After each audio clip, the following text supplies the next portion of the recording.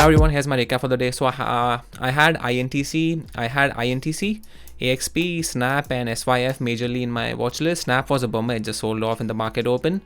SYF was a nice shot, but I did not take it because of the first 3-4 minutes were bad in my opinion for me to trade. And then I traded INTC and AXP. So coming to my trades on INTC, let's see what INTC did. So INTC was gapping up on the daily because of a good news, and they beat their earnings and they increased their guidance as well.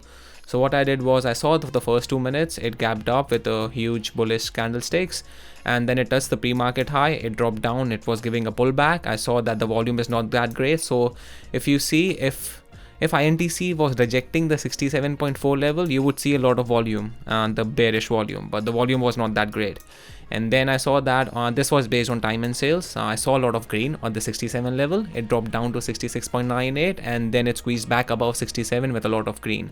So that means there are a lot of buyers that are willing to pay the ask price just below 67 and at the 67 level. So I entered long with a stop loss below. My entry was 67.12 and my stop loss was 66.97. So that is 15 cents of risk. And then I started covering at 1.8 hour, and then this was 25%, then 25%, 10, 10, 25%, 25%. And it was having difficulty breaking the 68.2 level. That is the reason, because of two partials here. And then I saw that because I already got a good move, it's a big cap stock, so ATR is low. So I changed my stop loss if it breaks a 68.2 level. It broke the 68.2 level, I got out. So overall this was a 5-hour trade for me. My 1 hour is $20 as of now.